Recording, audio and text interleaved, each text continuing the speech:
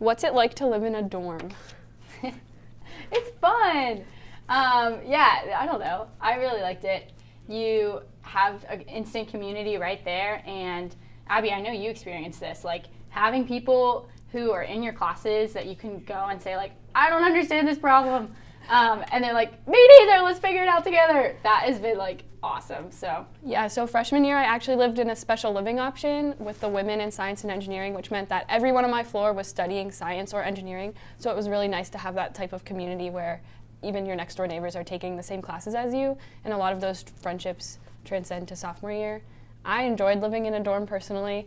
The biggest thing I miss about living in a dorm is the constant community, because in an apartment you're kind of just you and your roommates. Right.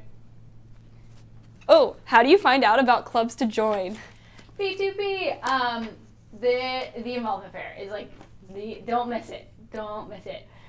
It's like crazy. There's a million, bajillion clubs on Penn State's campus, but just go to the involvement fair, be there as long as possible, and sign up for whatever sounds interesting. And I think really hear people out. Like, go to clubs that you've heard of and talk to them, but then, like, just walk up to people and say, like, hey, can you tell me about your club?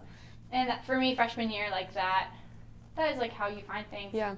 And then you can also kind of, like, I found Bridges to Prosperity, which is kind of my main club, 6 months after coming to Penn State, and it was through a faculty who was like, Grace, you should really talk to this person about what you're passionate about, and then that person was the president of Bridges to Prosperity, and they got me involved. So don't lose heart if you don't find like the clubs you're looking for in the community you really need here at Penn State right off the bat. You can always find it later, but the involvement fair is like so important. How do you manage classes, living on your own, and having fun? Yes. Okay, so when I was a senior in high school, someone in college told me that there is a triangle of 3 things: having fun, sleeping, and studying, and you only get to have 2 at a time. So you're always sacrificing one of them. Yeah. Which is kind of true, but there's definitely a way to balance all 3, and I would say my kind of motto is I work hard all week, Monday through Friday, and then Saturdays I usually take off and, do whatever, go hiking or hang out with your friends or go see a movie or do something fun on campus, and then Sunday it's back to the grind, and then it all restarts. So that's kind of how I try to balance it. Yeah. And it's also important to make sure that you're not studying for like 12 hours every day of the week and trying to integrate like little points of, okay, maybe I should take a break and go read a book or go grab a coffee, even in each day of the week. So it's definitely important to balance everything, and you'll find a balance. It'll come naturally. Yeah, you definitely will. I would say the biggest thing is like know yourself. And so if you're coming into college and you're like, I'm really nervous about grades, I'm a hard worker, I can get kind of obsessive over things, and you can see yourself just being in the library all day, every day, be really intentional about just like personal care, and making friends, and make those big priorities because you're gonna study. Like, that's just the type of person you are.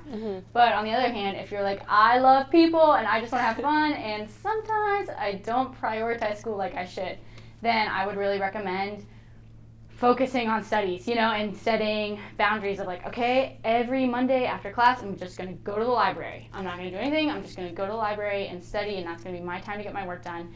And then you're going to naturally make awesome friends and, just have a better balance. So I would say know yourself is the most important thing, and learn from your mistakes. Freshman year, first semester, you're not going to do everything right, and that's okay. You have 7 more semesters, or longer or shorter, whatever.